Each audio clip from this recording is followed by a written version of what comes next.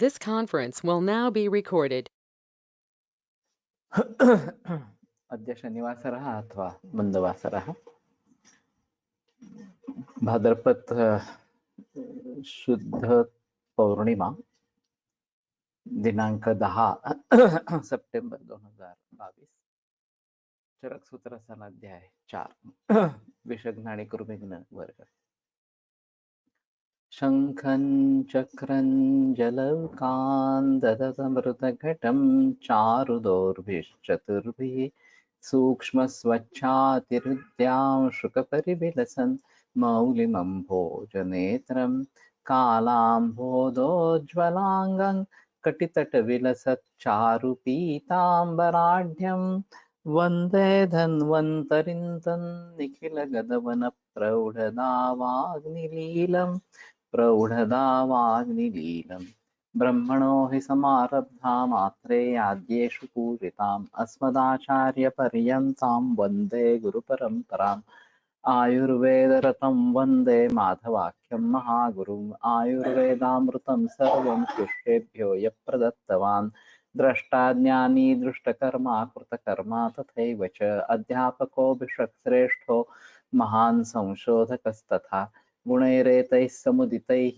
यत्कार्यं प्रतनोति सः समृद्ध्यर्थं हि कार्यस्य वयं नु प्रयतामहे सरस्वत्यै नमो यस्याः प्रसादात् पुण्यकर्मभिः बुद्धिदर्पणसङ्क्रान्तं जगदध्यक्षमीक्षते आत्रेयं प्रथमं वन्दे आयुर्वेदजगद्गुरुम् आयुर्वेदामृतं सर्वं गृहीत्वा हि सुरेश्वरात् अग्निवेशादिकेभ्यो यत् प्रयच्छत् मुनिसत्तमः प्रथमं तन्त्रकर्तारम् अग्निवेशं नमाम्यहम्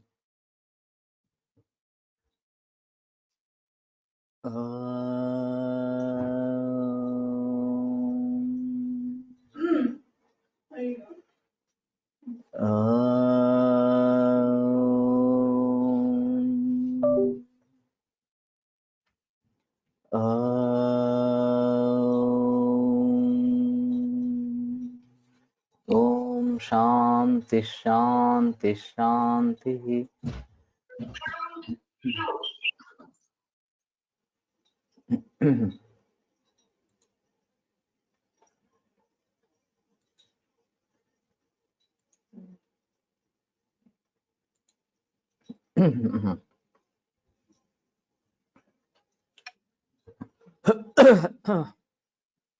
तो मैं कुर्मिघ्न की बात कर रहा था। अक्षिव मरीच गंडीर केबुक विडंग निर्गुंडी किणी ही श्वदमश्चा वृषपर्णिका आकुकर्णिका इति दशैमानि कृमिघ्नानि भवन्ति। और कृमि के बारे में काफी उदाहरण ऐसे है कि जहाँ कृमि निदान होने के बाद उसमें काफी अंतर हो गया और अच्छे रिजल्ट्स उसके आ गए। मैंने एक लोनावाला के केस के बारे में कुछ साल पहले बताया था।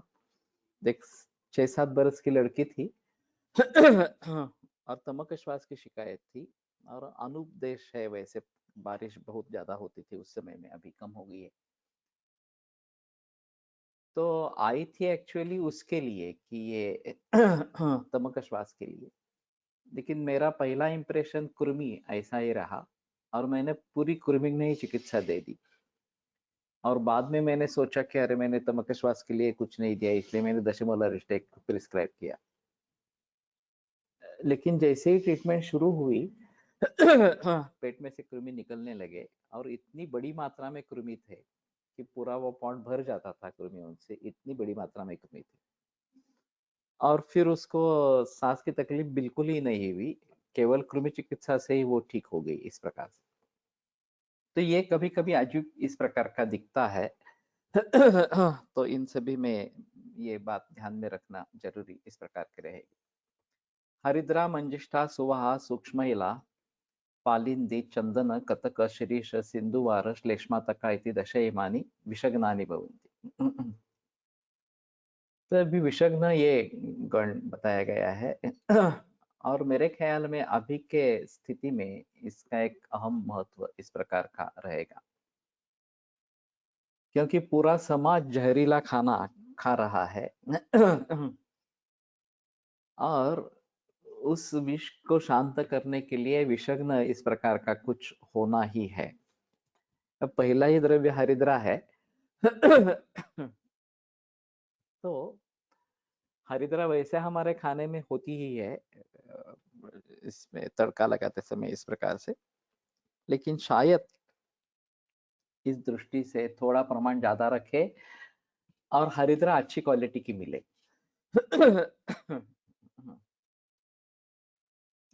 अभी पारंपरिक रीति से हल्दी को पानी में उबाला जाता है और फिर टुकड़े करके सुखा के पाउडर बनाई जाती है। नैसर्गिक वालों का ये कहना है कि ऐसा करने से बेहतर है कि सिर्फ टुकड़े करे कच्चे हल्दी के ही, और फिर उसको सुखा ले और फिर पाउडर करे। अब हमने हल्दी जो है वो बोई है, और 80 किलो हल्दी मिलनी चाहिए हमें। 20 किलो हमने बोई है, तो उसका कहना था 100 किलो आ जाती है। उसमें से 20 किलो अगले बरस के लिए रखेंगे और फिर 80 किलो प्रयोग में ला सकते हैं। तो मैं दोनों तरीके से करना चाहता हूँ। एक, हल्दी उबाल कर लेना इस प्रकार से, और थोड़ी हल्दी केवल टुकड़े करके सुखा के तो ये घर की हल्दी उपलब्ध हो जाएगी। और उसके बारे में थोड़ा और सोच सकते हैं, तो थोड़ा देखेंगे कि हल्दी का अचार भी बन सकता है। हल्दी और आंवला, इन दोनों का अचार भी बन सकता है। आंवला भी वैसे आएगा वहां पे अभी 2-3 बरस में, तो खुद का हल्दी आंवला का अचार इस प्रकार का बना सकते हैं। तो मैं सोच रहा हूँ कि हल्दी को ज्यादा प्रयोग कैसे करेंगे। और मंजिष्ठा सुवहा सूक्ष्मैला चंदन कतक शिरीष सिंधुवार श्लेष्मातक। तो एक निर्गुंडी भी है, शिरीष विषग्न में श्रेष्ठ इस प्रकार का बताया गया है। लेकिन शिरीष नाम से आप क्या मिलता है मालूम नहीं। जो शिरीष के बड़े पेड़ पौधे होते हैं, वो असली शिरीष है नहीं है, इसके बारे में भी संदेह इस प्रकार का बताया जाता है। तो चंदन के बारे में भी यही परिस्थिति है कि अच्छा चंदन मिलना, तो सिंधुवार तो मिल सकता है, मंजिष्ठा के बारे में कोई प्रॉब्लम नहीं है, और सूक्ष्मैला ये भी प्रॉब्लम वाली बात इस प्रकार की नहीं है। तो उसको शायद हम इसके दृष्टि से देखेंगे। निर्गुंडी सिंधुवा रहा किणी ही कटभी, सुहारासना हाफर मालिवा, पालिंदी श्यामलता, श्लेष्मा तो को बहु आ रहा।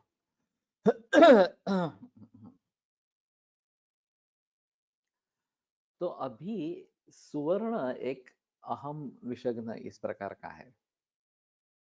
नानल सर का एक अनुभव रहा है चेरनोबिल की घटना के बाद, दुर्घटना के बाद। वो दुर्घटना, ये चेरनोबिल का जो रेडिएशन का परिणाम है, वो जर्मनी में भी फैल गया था और लोगों के बदन पर रैश उठी थी। और सब भयभीत हो चुके थे कि ये रेडिएशन के जरिए है, तो ये हमें मार डालेगी वगैरह वगैरह इस प्रकार से।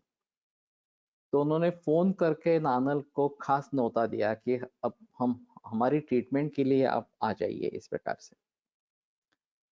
तो जैसे वो वहां पे पहुंचे, 10-12 छात्र उनको एयरपोर्ट पर मिलने आए थे। सभी डिप्रेशन में थे, रो रहे थे, हम नहीं बचेंगे वगैरह वगैरह इस प्रकार से उनका चल रहा था। तो नानल सर ने कहा कि पहले आप डिसाइड करो कि आपको फाइट करना है और इसमें से ठीक होना है, ये रोने धोने की बात नहीं है इस प्रकार से। फिर शाम को हम मिलते हैं। तो वो इकट्ठा हुए फिर से। फिर नानल सर ने कहा कि सोना सबसे अच्छा है, ये विषय है हमारे दृष्टि से, तो उसको दुष्परिणाम को दूर करने के लिए, और उसका घी अच्छा इस प्रकार का रहेगा। तो मक्खन लेके उसमें सोना डाल के घी बनाएंगे और वो घी ऊपर लगाने के लिए और भीतर लेने के लिए करेंगे। तो प्रबंध हो गया, वो घी बनाया गया। लेकिन कोई भी छात्र उसको छूने के लिए तैयार नहीं था। तो नानल सर ने पूछा तो उन्होंने कहा कि नहीं, आशंका ये है कि ये मक्खन जो है वो भी रेडिएशन से ग्रस्त हो गया है। और उस जमाने में बम्बई में बहुत सस्ते दाम पर ये मक्खन बेचा जा रहा था। ये एक्चुअली जर्मनी वगैरह यूरोपियन कंट्रीज से आया था और वहां पे उस पे पाबंदी लगा दी थी और ये बहुत सस्ते दाम में बम्बई में मिल रहा था इस प्रकार से। तो नानल सर ने कहा नहीं, हमने घी बना लिया है, केवल मक्खन नहीं प्रयोग कर रहे हैं और सोना उसके साथ में है, तो ये कुछ नहीं होगा। तो उन्होंने खुद अपने बदन पे वो घी लगाया, खुद घी ले लिया भीतर। तो लोगों को तसल्ली हुई कि हाँ ठीक है, ये कर सकते हैं। और फिर सभी को बहुत अच्छे रिजल्ट्स आए और ये रैश वगैरह जो है जल्दी कम हो गया। तो अभी मैं मानता हूँ कि सुवर्ण का इस प्रकार से प्रयोग करते रहना ये बेहतर ऑप्शन इस प्रकार का है। ये जो खाने पीने में इस प्रकार का जहर अभी मिल गया है इस प्रकार से, तो सुवर्ण सिद्ध क्षीर ये एक बात हो सकती है, जो हम रोजाना सुवर्ण गुरुचि सिद्ध क्षीर बनाते हैं और पीते हैं। सुवर्ण सिद्ध जल का प्रयोग इसी प्रकार से किया जा सकता है। और घी बनाते समय भी मक्खन में ये सोने का कंगन या अंगूठी इस प्रकार के डालेंगे। मैंने एक कंगन जैसा बनाया है छोटा, उसमें अंदर ताम्र है, ऊपर से सोना है। तो थोड़ा सा हेवी हो जाता है। हमारे यहाँ रेगुलर जो रक्त कल्याण का घृत बनता है या फिर जो कल्प बनते हैं उसमें सभी में सोना डाला जाता है। तो उसके लिए ये बना के रखे हैं, एक सदाशिव बेट वाले क्लिनिक में और एक यहाँ पे। और घी बनाते समय, दूध सिद्ध करते समय, पानी सिद्ध करते समय इस प्रकार के सोने का प्रयोग हो सकता है। और ये हमारे घर में बरसों से है। सुश्रुत श्रुति के जन्म से ये शुरुआत हुई है। तो 1990 से लेकर आगे ये सब चल रहा है इस प्रकार का सिलसिला। तो ये एक अहम मुद्दा इस प्रकार का रहेगा। और खाना हम नैसर्गिक ही खाते हैं, वो भी एक अलग बात इस प्रकार की रहेगी। तो आगे इस प्रकार के जहर का कुछ परिणाम न हो, इसके बारे में सोचना है। तो सभी लोग इस प्रकार से शुरू करें कम से कम। और शायद हरिद्रा के बारे में, हरिद्रा अच्छी मिले, हमारी तो खुद की बन जाएगी तो प्रॉब्लम नहीं है, हरिद्रा अच्छी मिले, ये भी बात हो सकती है इस प्रकार से। और वैसे मंजिष्ठा का ज्यादा प्रयोग नहीं किया गया है इसके बारे में। निर्गुंडी का जरूर प्रयोग कर सकते हैं, ये भी एक आसानी से उपलब्ध है। कतक का भी प्रयोग कर सकते हैं। कतक विषग्न में भी है। कतक वैसे पानी शुद्ध करने के लिए भी अच्छा है, पानी में डाल के रखते हैं तो ज्यादा अच्छा इस प्रकार का रहेगा। तो इन सभी का प्रयोग करना उचित इस प्रकार का रहेगा।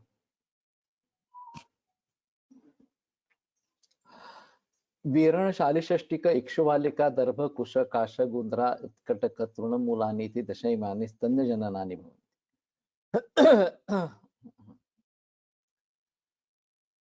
अभी ऐसा है कि स्तन्य जनन के लिए मरीज कम आते हैं और ज्यादा से ज्यादा लोगों में प्रचलन शतावरी का ही है। लेकिन ये तृण पंचमूल, दर्भ कुश काश गुंद्रा इत्कटक, ये सभी जो है वो तृण पंचमूल मिलता है, बाजार में उपलब्ध है। तो वो एक मूत्र जनन के हिसाब से भी अच्छा इस प्रकार का है। सुकुमार का घृत में तृण पंचमूल का प्रयोग है।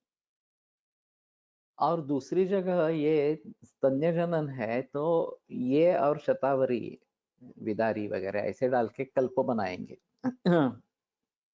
केवल शतावरी का कल्प बनाने के बजाय ये तृण पंचमूल, शतावरी, विदारी वगैरह इस प्रकार का कल्प बनावे और वो सूतिका को दे दे। तो ज्यादा अच्छा इस प्रकार का रहेगा। और कतक म्हणजे निवळी निर्मली बीज इस प्रकार से मिलता है, या निवळीचं बी म्हणून मिळतं। ऐसे गोल रहता है, काले रंग का रहता है और सिर्फ पानी में डाल के रखते हैं तो भी चलता है इस प्रकार से। तो खास करके वर्षा ऋतु में जब पानी गंदा आता है तब तो ये कतक का प्रयोग करना ज्यादा अच्छा होगा। और वैसे कतक खदिरादि कषाय प्रमेह के प्रयोग में लाया जाता है, वो भी एक अच्छा काम करता है। तो पानी को शुद्ध करना, वैसे शरीर में क्लेद को शुद्ध करना, ये भी कतक की बात हो सकती है। और विषग्न भी है अभी इस हिसाब से। तो इन सभी के दृष्टि से कतक का प्रयोग करेंगे तो ज्यादा अच्छा रहेगा। शालिषष्ठी का ये भी है। अरे दर्भ कुशकाश वगैरह इस प्रकार से है। टीकाकार ने कुछ अर्थ दिए है, क्या देखते हैं। इक्षुवालिका खागालिका गुंद्रा गुलुंचु।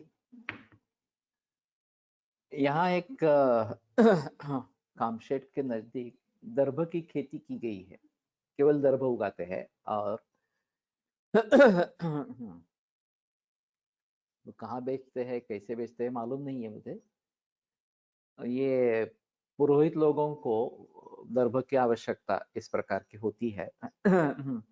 लेकिन अन्य कहाँ इसका उपयोग किया जाता है ये मालूम नहीं है।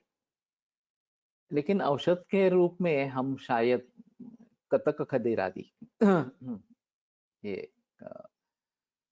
काढ़ा है। तो हमारे हिसाब में ये अगर स्तन्य जनन के लिए तृणपंचमूल का प्रयोग करना और उसका एक कल्प बना के वो प्रचलन में लाना अच्छा इस प्रकार का रहेगा। और स्तन्यजन इन्हें काफी बड़ी समस्या है कि निर्मिति कम होती है स्तन्य की। और फिर बालकों का पोषण नहीं होता है तो फिर फॉर्म फिट देना वगैरह वगैरह ये बात की जाती है। वैसे स्तन्याभावे पयश्चागम गव्यम व तद्गुणम पिबेत, ऐसा निर्देश है। तो बकरी का दूध अगर अवेलेबल है तो वो देना है, और वो भी नहीं है तो फिर गव्यम व तद्गुणम पिबेत। तो ट्रेडिशनली उसमें ये बालन शेप और अजमोदा ये थोड़ा सा डाल के करते हैं। तो ये और थोड़ी शर्करा डालते हैं और चतुर्थांश पानी डाल के फिर उबाल लेते हैं। तो देसी गाय का घी इस प्रकार का विरण विदारी का, विरण मुझे मालूम नहीं है एक्चुअली, देखना पड़ेगा, किसी को मालूम है तो देखो।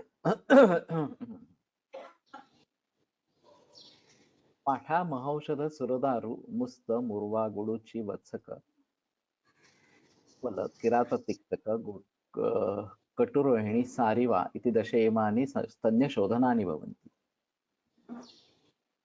तब ये ऐसा होता है थोड़ा सा कि स्तन्य परीक्षण ये आयुर्वेद की खासियत है।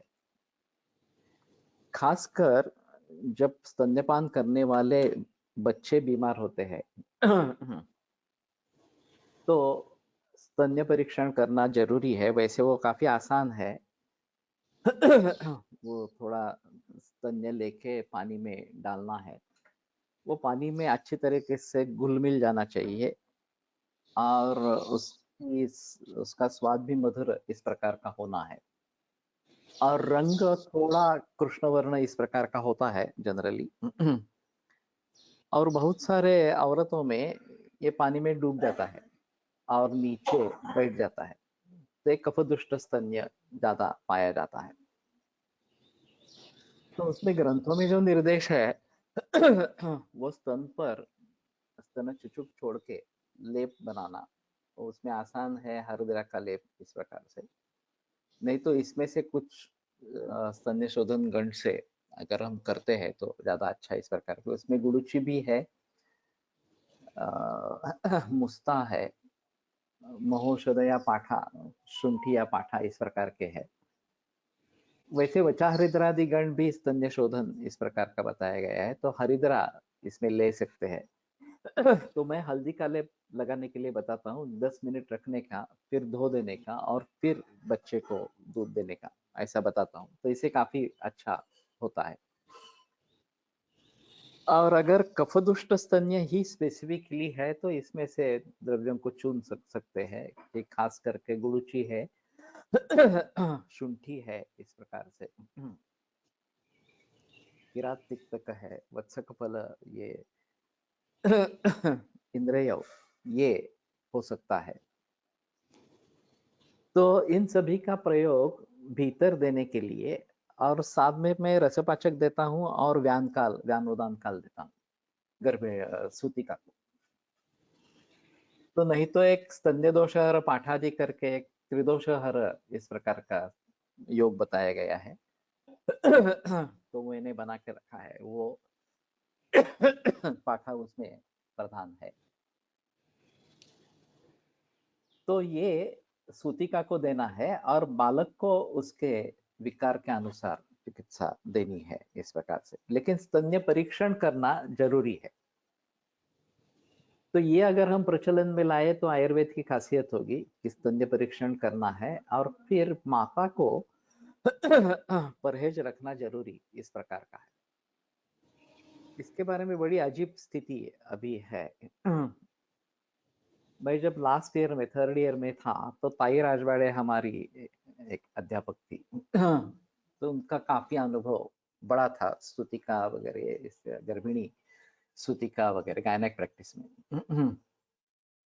तो उस समय ये वैक्सीनेशन नया नया आया था।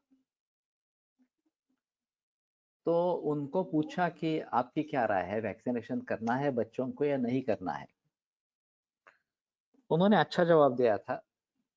वो बोली कि अगर 2 महीने के बच्चे को लेकर सिनेमा नहीं जाना है तो कोई प्रॉब्लम नहीं है, वैक्सीनेशन की जरूरत नहीं है। उसकी इम्यूनिटी कम होती है और उसको इस प्रकार से एक्सपोज करना ये बराबर इस प्रकार का नहीं है। और वैसे देखा जाए तो जब तक बच्चा दूध पी रहा है, माँ का दूध पी रहा है, तब तक तो इम्यूनिटी माँ के दूध से ही आती है, दूसरे किसी इम्यूनिटी की जरूरत ही नहीं है। माँ अगर परहेज करे और बच्चे को ये बाल गुटी जिसमें सुवर्ण देते हैं, इस प्रकार से देते रहेंगे तो वैक्सीनेशन देना जरूरी नहीं है, रादर वैक्सीनेशन देना रिस्की है और वैक्सीनेशन के खिलाफ हमें होना चाहिए। अमेरिका में फिलहाल में ऐसा हुआ कि वैक्सीनेशन के जरिए ऑटिज्म हुआ, ये सिद्ध हुआ और कंपनी को नुकसान भरपाई देनी पड़ी इस प्रकार से। तो अभी अमेरिका में वैक्सीनेशन के खिलाफ और वैक्सीनेशन के बाजू में इस प्रकार के युद्ध हो रहा है, लेकिन वहां वैक्सीनेशन कंपलसरी नहीं है। भारत में 3 वैक्सीनेशन कंपलसरी इस प्रकार के बताए गए। रक्तपाचकातील पटोल सोडून सर्व द्रव्ये, मेदपाचकातील चंदन सोडून सर्व द्रव्ये आली आहेत संशोधन। ओके, हाँ अच्छा ऑब्जर्वेशन है। तो रक्तपाचक और मेदपाचक, इनका संबंध इसमें होगा इस प्रकार से।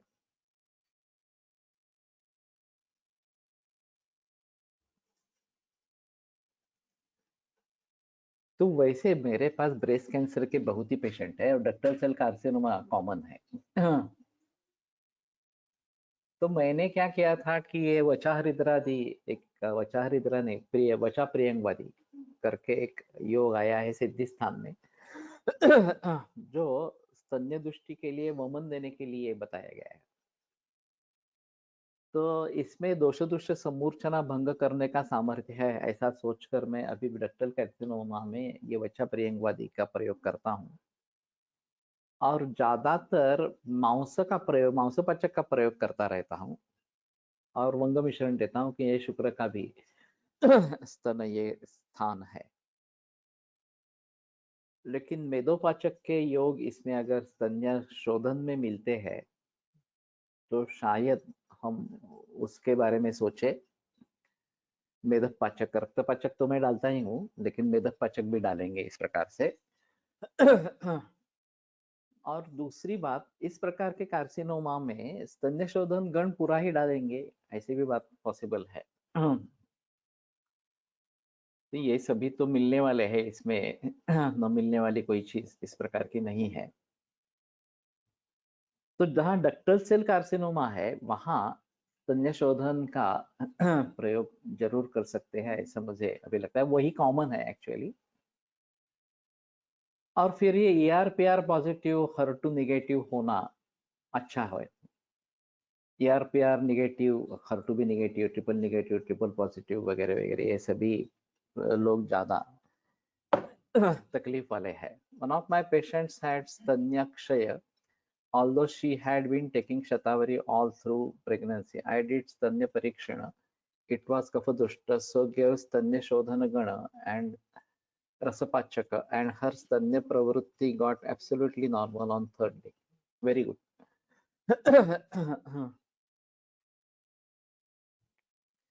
तो दुष्टि अगर दूर हो जाती है तो स्तन्य प्रवर्तन नॉर्मल रूप से होना शुरू हो सकता है। ये भी एक अच्छा उदाहरण इस प्रकार का है। तो मैं समझता हूँ कि मैं स्तन्य शोधन गण बनवा के ले लूंगा। किसी का है क्या मालूम नहीं मुझे, लेकिन बनवा के तो आसानी से ले सकते हैं। और उसी की भावना उसको देके ये करेंगे। और फिर ब्रेस्ट कैंसर में खास करके डक्टल कार्सिनोमा में इसका प्रयोग इस बाकी द्रव्यों के साथ करेंगे। तो मेदोपाचक अलग देने की या रक्तपाचक अलग देने की जरूरत नहीं रहेगी, लेकिन फिर भी रक्तपाचक देते हैं, रक्त कल्याण का गुरुत्व भी देते हैं। तो दोनों तरीके से परिणाम होता रहता है। तो ये अच्छा इस प्रकार का रहेगा।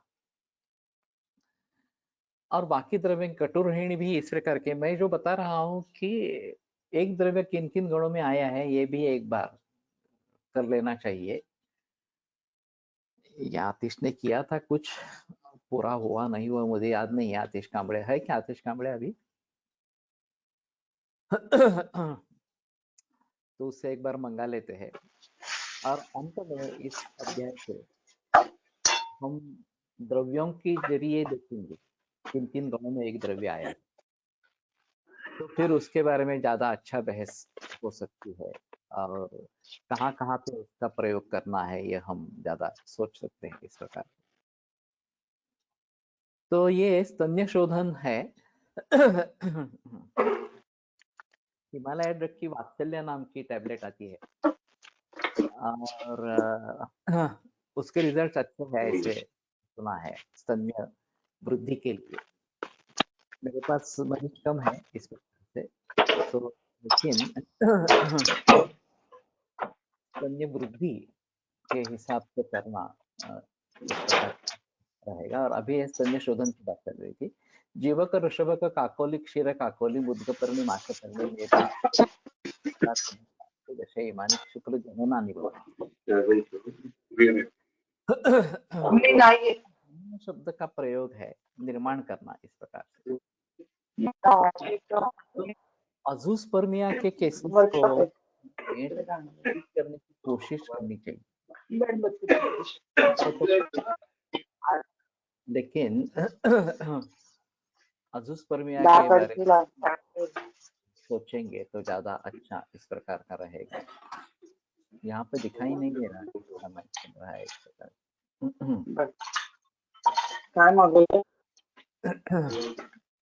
मेरा ही दिख रहा है यहाँ पे।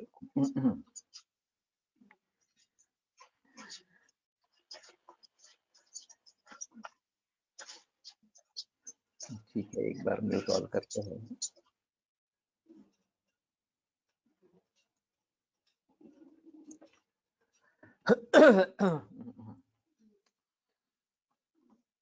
तो शुक्र जनन के हिसाब से थोड़ा देखना चाहिए।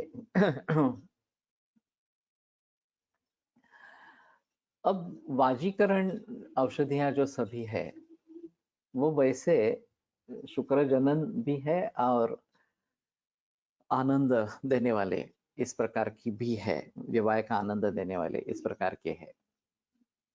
उनसे अलग ये जीवक ऋषभक काकोली क्षीर काकोली, ये तो अष्टवर्ग के है। मुद्गपर्णी माशापर्णी मेधा, मेधा भी उसी से है। जटिला कुलिंगा, कुलिंग उच्चटा भेद ये कपिकच्छु इस प्रकार का रहेगा। जटिला भी वही उसी प्रकार का है। वृक्षो रहा पाठपक्ष बंदा का, वृद्ध रहा शतावरी। ये मुझे भी याद नहीं था, वृद्ध रहा नाम से शतावरी है इस प्रकार से। तो ठीक है, तो शतावरी अश्वगंधा ये दोनों का प्रयोग होता रहता है। जटिला उच्चटा इस प्रकार के कहा है, जो उच्चटा एक कपिकच्छु इस प्रकार की बताई जाती है। तो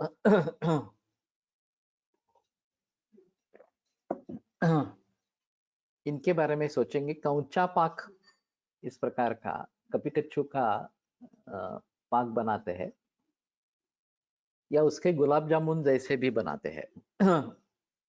तो भट्ट सर के यहाँ कौचा पाक बना के लोगों को देते थे। मैंने भी एक बार कोशिश की थी, लेकिन इसके बारे में थोड़ा सा देखना पड़ेगा कि शुक्र जनन की आवश्यकता किन रोगियों में होती है इस प्रकार से।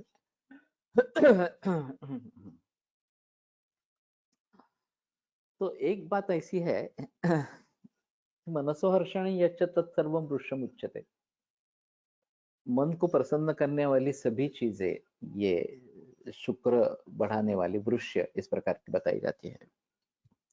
और उल्टा चिंता शोक भय क्रोध वगैरह जो है, इन सभी भावों से ओजक्षय भी होता है, शुक्रक्षय भी होता है। हम उस दृष्टि से शुक्रक्षय को देखते नहीं है। तो एक गानू सर का एक कहना था कि तुम केवल रसायन चिकित्सा के बारे में मत सोचो, वाजीकरण भी उसमें देना आवश्यक है। खास करके युवा मरीज है तो वाजीकरण भी देना आवश्यक है। तो मैंने जवाब दिया था कि वैसे हम सुवर्ण सिद्ध क्षीर का प्रयोग करते ही है, वो वाजीकरण में है। और बहुत सारी दवाइयाँ जो रसायन है वो शुक्र बढ़ाने वाली भी है, एक क्रम से शुक्र बढ़ाने वाली है।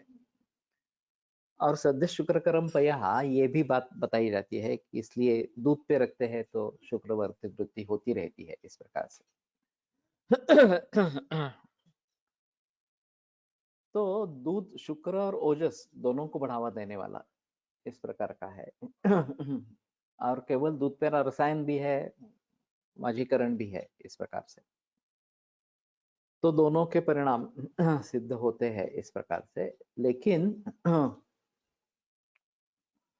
अच्छी तरीके से हमें सोच समझकर शुक्र जनन कहाँ पे करना है। तो ये सभी जो स्ट्रेस वाले पीपल है, चिंता जिनमें लगी रहती है, उन सभी में शुक्र जनन की आवश्यकता भी रहती है। एक बात ऐसी है कि चिंत्य जो है, चिंतन करने वाले, उनको स्नेहन की आवश्यकता होती है। स्नेहास्यु चिंतकाः इस प्रकार से। फिर देखना यह है कि उस स्नेह का पचन करने की अग्नि की क्षमता हो। वो अगर नहीं है तो स्नेह का फायदा इस प्रकार का नहीं होता है। लेकिन ये अगर साथ में करते हैं तो ठीक है। और वैसे दातार गुरु जी का कहना है कि जब आकाशीय नाद होते हैं यकृत के, तो पहले जटामौसी फांट और फिर बाद में वसंत कुसुमाकर, ये दवाइयाँ देते थे। मैंने अभी एक मानस मौसी करके कॉम्बिनेशन बनाया, मानस मित्र वटक और जटा मौसी, ये कॉम्बिनेशन बनाया है। और काफी मरीजों में जिनमें ये चिंता वगैरह विषय है उनमें मैं देता रहता हूँ। या जटामांसी फांट कभी कभी बताते हैं लेने के लिए इस प्रकार से। और वसंत कुसुमाकर का इस तरीके से प्रयोग अच्छा हो सकता है। अगर आकाशीय नाद है तो वसंत कुसुमाकर रसपाचक, क्योंकि ये रसव स्रोत की दृष्टि करता है चिंतनाम चाति चिंतनात् से। और फिर उसके साथ में शतावरी दुर्वा वगैरह इस प्रकार के प्रयोग करते हैं। तो इसमें से भी कुछ सोच सकते हैं। राज्ञामपि अष्टवर्गस्तु यतोयमति दुर्लभः तस्मात् तस्य प्रतिनिधि गृहणीया तद्भिषं तद्गुणं भिषक्, ये भाव प्रकाश में कहा गया है। मेधा जीवक काकोली रुद्धि द्वंद्वे पिचा सती वरी विदारी अश्वगंधा वारायंश कर्माक्षक। तो शतावरी, विदारी, अश्वगंधा और वाराही, ये अष्टवर्ग के जरिए हम प्रयोग में ला सकते हैं और हम च्यवनप्राश में वही डालते हैं वास्तव में। मानस मित्र वटिका डिप्रेशन या ये साइड इफेक्ट हो सकता क्या? Is it known? डिप्रेशन नहीं होगा मानस मित्र वटिक से। मैंने तो डिप्रेशन में ही उसका प्रयोग किया है।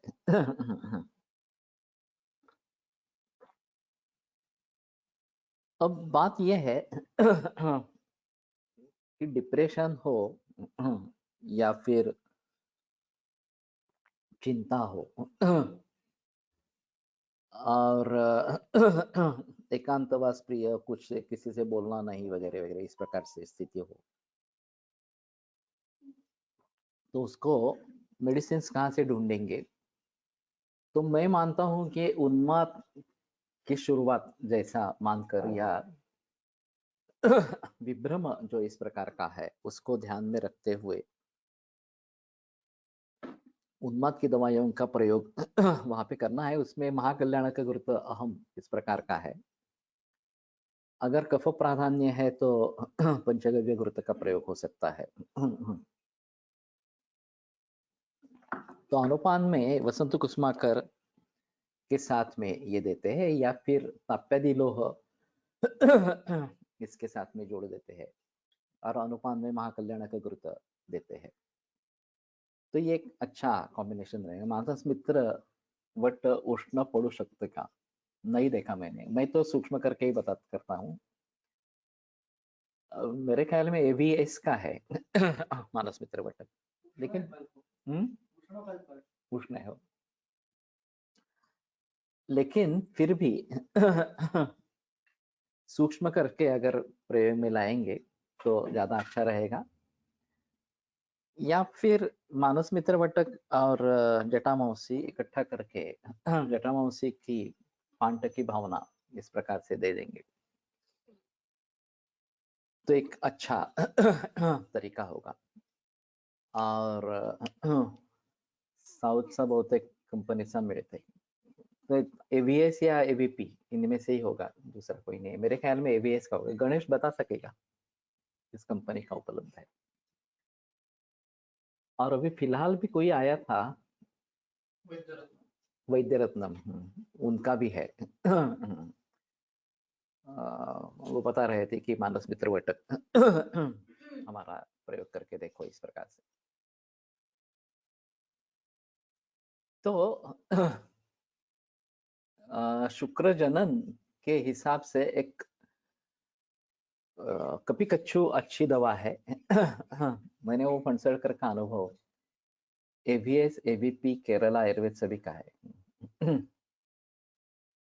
कि फणसलकर का और कोलटकर सर कहीं घूमने गए थे किसी सेमिनार के लिए और कपी कच्छू सामने दिखाई दी। तो फणसलकर ने उसको सूंघा और फिर कोलटकर सर को भी सूंघने के लिए कहा और उसका स्मेल बिल्कुल शुक्र जैसा था। तो ये फणसलकर का ऑब्जर्वेशन रहा और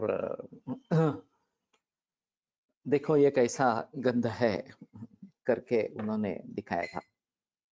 तो कपी कच्चू एक अहम दवा इस प्रकार की है। एक औषधियों के जरिए अगर उल्टा देखना है तो सिंडोपा कपी कच्चू में है ऐसा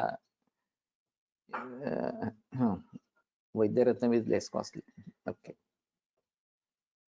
पार्किंसन में सिंडोपा का प्रयोग एलोपैथी में किया जाता है और सिंडोपा कपिकच्चू में पाई जाती है. तो अंतरकर सर ने पार्किंसनिज्म पर कपिकच्चू का प्रयोग किया था. लेकिन वो बड़ी मात्रा में देना पड़ता है, लड्डू जैसा बना के देना पड़ता है. तो भी वो कार्य होता है.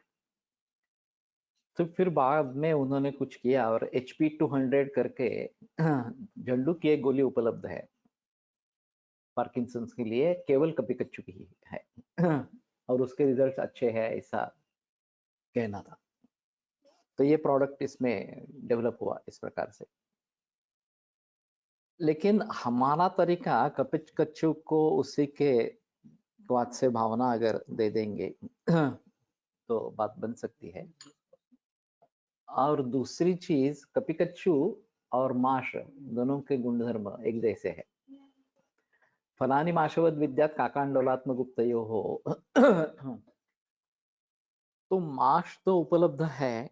मैं इन सभी में महामाश तेल का प्रयोग करता हूँ इसके लिए, अभ्यंग के लिए. उसके फलश्रुति में कंप वगैरह ये सभी लक्षण है. माश का भीतर प्रयोग शायद हो सकता है. दाल में थोड़ा माश डालना, ये गुरु है और अग्नि कैसा है ये देखकर थोड़ा सा करना पड़ेगा. और फिर हमारे हिसाब में वातव्याधि है तो मार्गावरोधजन्य है या धातुक्षयजन्य है या दोनों है. ये देखकर चिकित्सा करनी पड़ती है पार्किंसंस की इस प्रकार से. और मैंने सुना था कि ये कपिकच्चू में सिंडोपा है. इसके बाद ये पता चला कि सिंडोपा को भी एफ्रोडिजियाक इफेक्ट है, वाजीकरण इफेक्ट है. तो एलोपैथी तो मानती नहीं थी कि औषधों को वाजीकरण इफेक्ट होता है इस प्रकार से. वो तो केवल मानसिक परिणाम ही मानते थे. लेकिन अब मानना पड़ा सिंडोपा देने से कामुकता बढ़ती है तो इसका वाजीकरण इफेक्ट आता है इस प्रकार से. तो ये थोड़ा अजीब इस प्रकार का है. और दातार गुरु जी ने जो भी कुछ क्लासिफिकेशंस इस प्रकार के किए हैं औषधियों के, इसमें वाजीकरण या शुक्रवर्धन ये भी एक है. और एक किसी व्यक्ति को धनिया खाने की आदत थी भोजन के उपरांत और वो अवृश्य है, तो इम्पोर्टेंसी आ गई. जब इन्होंने सुना कि ये धनिया खाने से हुआ है तो उन्होंने कहा कि धनिया बंद करो और उसके जगह अमल के खाना आरंभ करो. और वो इम्पोर्टेंसी चली गई इस प्रकार से. मेदूवडा सांगू शकतो नवनीत बरोबर घेण्यास अर्धित मध्ये आलेच आहे. या हो सकता है सिर्फ ये गुरु है और इसलिए अग्नि को देखकर ही करना है. अग्नि अच्छा नहीं है तो नहीं होगा इस प्रकार से. लेकिन कपिकच्चू और माश इनका प्रयोग इसके जरिए हो सकता है, ये थोड़ा हम सोच सकते हैं. और दाल बना के खाएंगे तो भी चलेगा. ये कृषरा बनती है, तिलमाश और तंडुल कृषरा इस प्रकार से. मैंने एक बार बनाई थी, वैसे टेस्ट में तो अच्छी लगती है, उसमें कोई प्रॉब्लम नहीं है. तो ये ग्रंथों में बताई गई तिलमाश तंडुल कृषरा इस प्रकार से. तो इसमें तिल भी है और माश भी है, तो मूंग दाल के बजाय उड़द दाल डालनी है और तिल डालने हैं इस प्रकार से. तो ये भी एक बात हो सकती है कि कृषरा दुर्जरा बल्या इस प्रकार की बात कही गई है. तो दुर्जर है वो कृषरा, लोग समझते हैं कि हल्की है पचन होने में, लेकिन दुर्जर है और बल्य है. तो उस हिसाब से वो अच्छी है इस प्रकार से. विदेशों में इसका काफी प्रचलन हो गया कृषरा का. मूंग दाल के साथ। और खिचड़ी वो लोग समझने लगे इस प्रकार से, बनाने में थोड़ा आसान है। और वेजिटेरियन में क्या लेना, ये एक बड़ी समस्या होती है उनके ख्याल में। वेजिटेरियन में लेना यानी कि एक सैलेड वगैरह इस प्रकार के, या सब कच्ची सब्जियां काट के उसको खाना है, जिसको कोई स्वाद नहीं है। तो खिचड़ी वैसे स्वाद वाली है और बनाने में आसान है। और फिर लाड सर ने खिचड़ी फॉर वात, खिचड़ी फॉर पित्त, खिचड़ी फॉर कफ इस प्रकार की बताई। और वात है तो उसमें घी डालना है ऊपर से, या फिर ये लहसुन और तेल इस प्रकार का डाल सकते हैं, कोबरा डाल सकते हैं इस प्रकार से। पित्त है तो घी का प्रयोग ज्यादा है, थोड़ी मीठी बनानी है। और कफ है तो मरीच डाल सकते हैं, मरीच चूर्ण डाल सकते हैं वगैरह वगैरह, या रसोन भी डाल सकते हैं। तो इसमें ज्यादा कुछ लॉजिक नहीं है, कोई भी आसानी से ये बता सकता है इस प्रकार से। लेकिन आर्मस्ट्रॉन्ग करके एक उनकी एक अमेरिकन छात्र है, उसकी एक किताब है, मॉर्निंग स्टार और आर्मस्ट्रॉन्ग, ये दो औरतें हैं, लाडसर की छात्रा ये है, उनकी किताब है। मुझे अभी किताब का नाम याद नहीं है। तो नेहमीचा अनुभव, मूग डाळीची खिचडी लवकर पचते पोळी भाजीच्या जेवणापेक्षा, ये है। रोटी के गेहूं के हिसाब से ये थोड़ा हल्का है,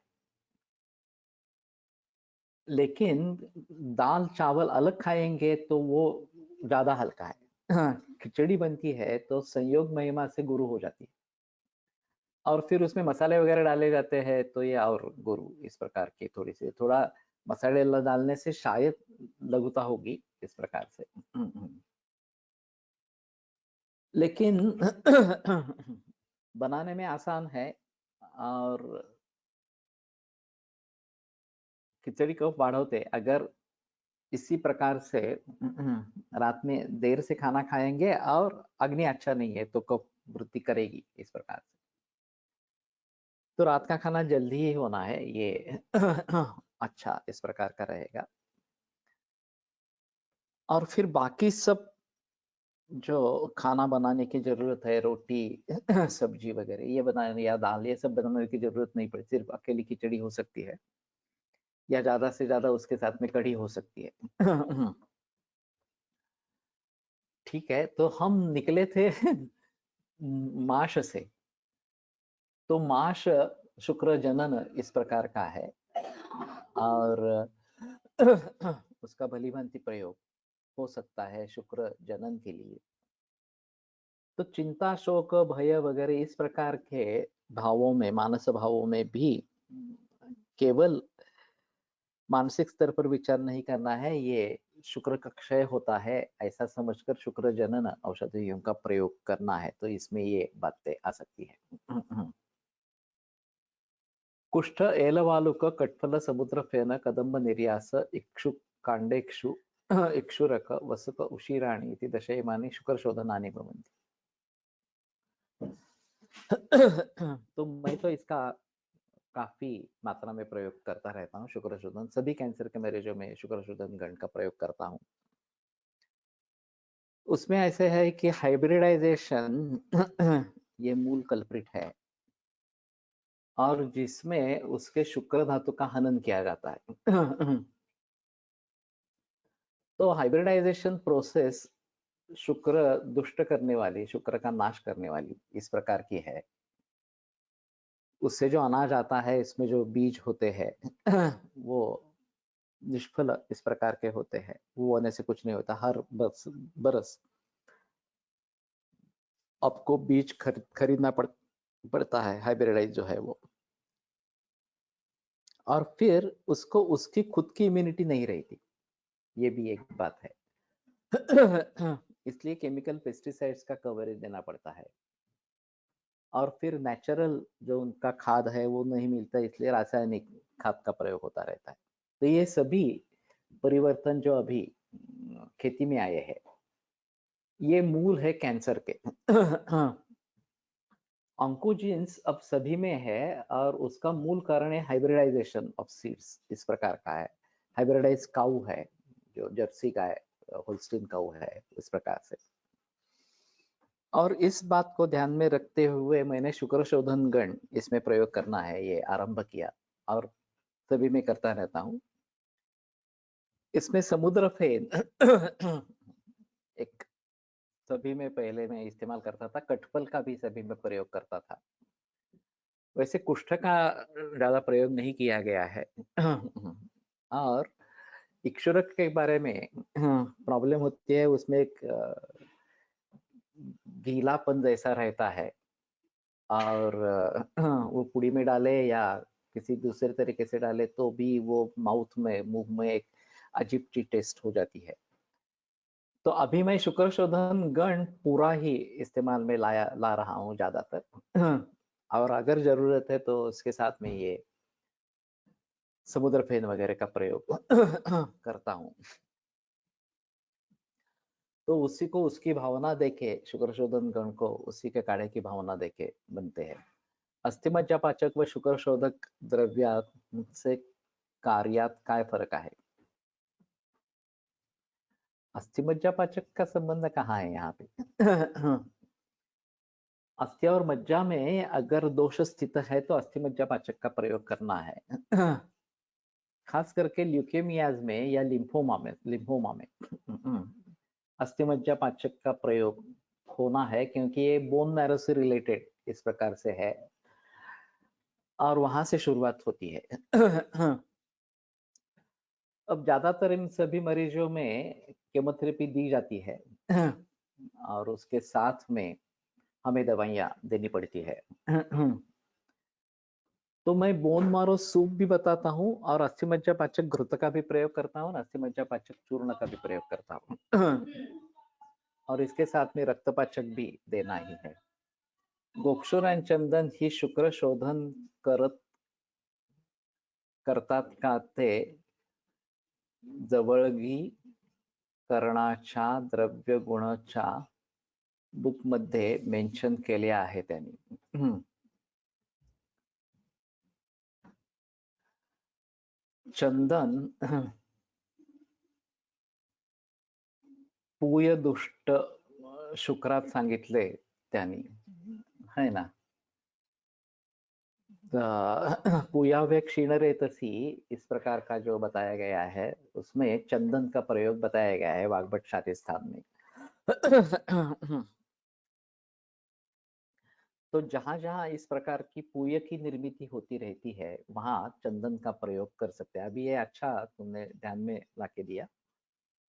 ओरल कैंसर्स में काफी बार इस प्रकार की पूय निर्मिति होती रहती है। ब्रेस्ट कैंसर में भी कभी कभी पूय निर्मिति होती रहती है और लिम्फोमा में, लिम्फ नोड्स में इस प्रकार के कभी कभी होते ही है। तो चंदन का प्रयोग तो मैंने नहीं किया था। सूक्ष्म त्रिफला वंग ये प्रयोग में लाते हैं, रक्तपाचक देते हैं, महामंजेश्वरी काढ़ा देते हैं, लेकिन चंदन का प्रयोग नहीं किया था। तो ठीक है, एक कर सकते हैं। अस्थिमज्जा हे शुक्राचे पूर्व पोषक धातू या अर्थाने फरक विचारला असावा। हाँ, लेकिन ऐसा है, गोक्षुर आणि चंदन। तो गोक्षुर के बारे में थोड़ा, शुक्र शोधन, गोक्षुर वैसे वाजीकरण है, शुक्रवर्धन है, शुक्र जनन है इस प्रकार से, और रसायन भी है।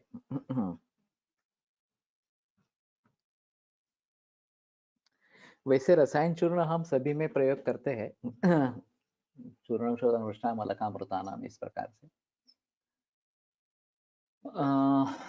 ओके, तो पूय के हिसाब से चंदन का प्रयोग एक अहम इस प्रकार का हो सकेगा। और अस्थिमज्जा पाचक खास करके जो लिम्फोमा, ल्यूकेमिया वगैरह वगैरह इस प्रकार के हैं, इनमें करते रहते हैं।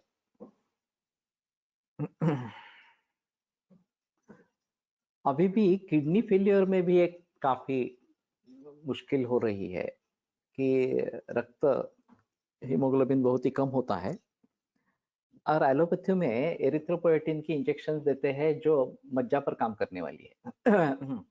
और उससे सुधरता है। तो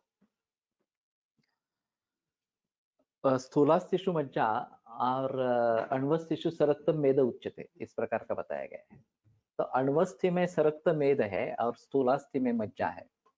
ग्रुप पर पिक्चर शेअर करता करते त्या पुस्तकाचे जवळीकर, ठीक है। जवळीकर मैंने बहुत बरसों के बाद नाम सुना। वल्ली पंचमूल और कंटक पंचमूल ये दोनों शुक्र दोष विनाशक बताए हैं, यही सही है। और मैं बहुत दिनों से सोच रहा हूं इनका प्रयोग करना, लेकिन हुआ नहीं है अभी। तो वे सुश्रुत में आए हैं और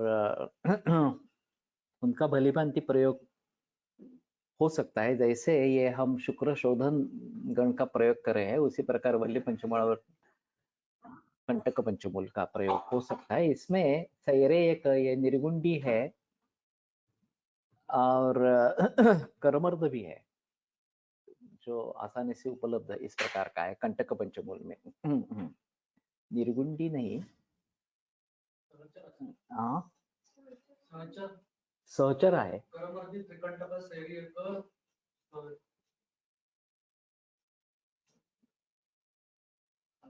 तो कर्मर्द का तो मूल आसानी से हमारे यहाँ तो मिलता ही है, कोकण में कर्मर्द काफी है, कोई प्रॉब्लम नहीं है कर्मर्द का।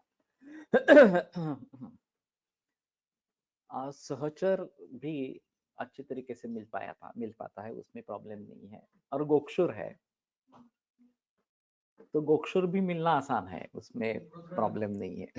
उसका मूल चाहिए, वैसे गोक्षुर का पंचांग मिलता है, ज्यादा तकलीफ वाली बात नहीं है। वल्ली पंचमूल में क्या क्या है एक बार मुझे याद नहीं है अभी। अपत्यकर योगात गोक्षुर आहे चरक, तो हो सकता है। नारिकेला सब ऑल्सो यूज इन पूय शुक्र, ये तो मुझे मालूम नहीं था, नारिकेला सब। और मिलता है ये नारिकेल के किस भाग से बनता है? मुष्क का अधिगण शुक्र दोषहर है। सही है। मुष्क कस्मक वरा द्वीप बलाशधः शिंशपाहा। तो ठीक है। सहचर है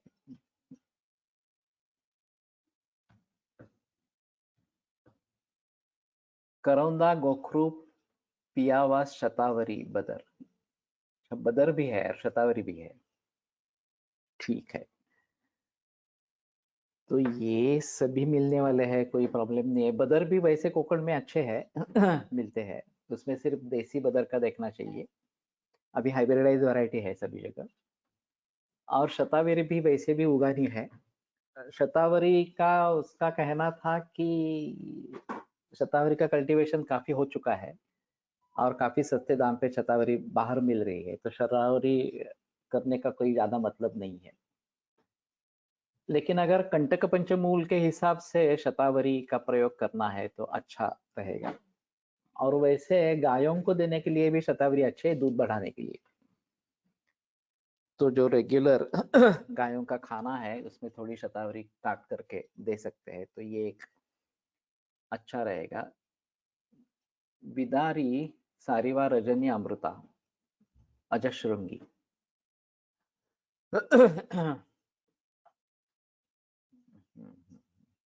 ये वल्ली पंचमूल है, रजनी डाली है इसमें। विदारी सारिवा अमृता अजश्रृंगी के बारे में मुझे पता नहीं है, ये तो वल्ली है, लेकिन रजनी भी डाली है इसमें। हाँ, रजनी म्हणजे मंजिष्ठा घ्यायची असते। रजनी के नाम से मंजिष्ठा लेने, ऐसा कुछ कहते हैं। विचारू सातिवा रजनी गुड़ुची अजश्रृंगी। विचारू, विदारी विदारी। वल्ली पंचमूल ठीक है। विदारी सारिवा रजनी गुड़ुची अजश्रृंगी, गुड़ुच्चो अजश्रृंगी च इति वल्ली संज्ञा। शीशम काफी उपलब्ध है। शीशम क्या है इसमें?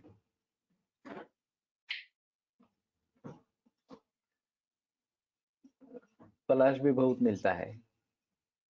रजनी मंजिष्ठा, हाँ। हाँ, हाँ, हाँ, हाँ।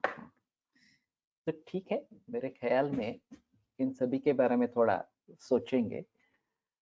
और शुक्र शोधन है, इस हिसाब से कैंसर में प्रयोग में लाएंगे वल्ली पंचमूल और कंटक पंचमूल दोनों।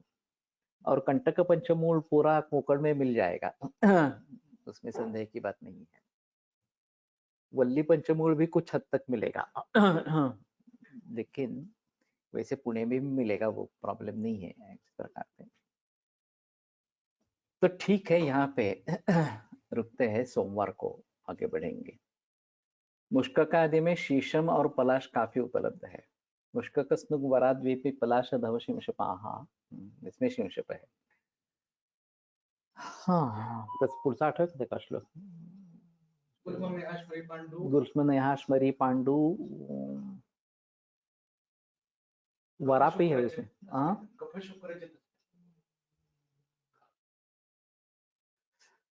अभी पूरा श्लोक याद नहीं आता। गुल्मनेहाश्मरी पांडु मेहोर्षक कफ शुक्र, मेहोर्षक कफ शुक्र, हाँ, कफ शुक्र जी। ठीक है। तो उसके बारे में अलग सोचेंगे। वैसे पलाश भी अच्छा है, क्योंकि पलाशक क्षार रसायन में आया है,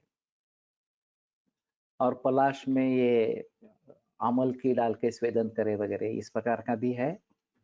और वैसे पलाश का द्रोणी भी बताई गई है, पलाश की द्रोणी।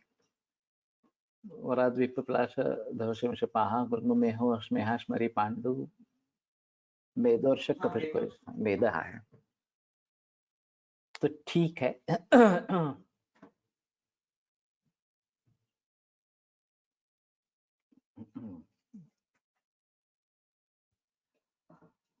हाँ, हाँ, हाँ, हाँ। तो ठीक है, मुझे लगता है ये थोड़ा गुल्मों में, हाँ, स्मरी पांडु भी है इसमें, और मेद भी है, शुक्रजित है। ये प्रचलन में नहीं है। पलाश को ब्रह्म वृक्ष कहा गया है, वो उसका एक अलग होगा। मुष्क को मोक्ष कहा। स्नुक करादीनां प्रोक्तानि नामानि मुष्ककादिरेश गुल्मादिजित। तो गुल्म है उसमें, उस हिसाब से कैंसर के बारे में थोड़ा सोच सकते हैं कि मुष्ककादिगण।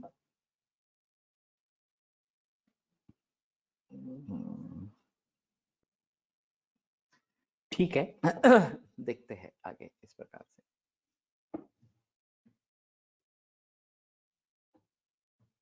तो यहाँ पे रुकते हैं। आयुर्वेद प्रकांडो निगदित इह हि शल्यतंत्र प्रधानः शिष्येभ्यः शाश्वतोऽयं निखिल जन कृपा व्याप्त चित्तेन येन आयुर्वेदस्य वाञ्छन् पुनरपि भुवने ताञ्च सुष्ठु प्रतिष्ठां श्रेष्ठं धन्वन्तरिं तं प्रणमति च सदा वैद्यवर्गो हि नूनम्, वैद्यवर्गो हि नूनम्।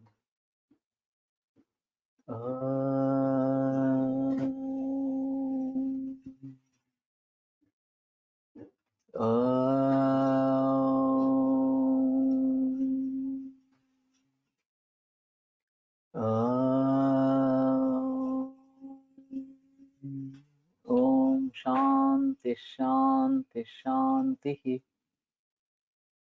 विरम्यते व्याख्यान व्यापारात्। परश्वः पुनरपि मिलिष्यामः।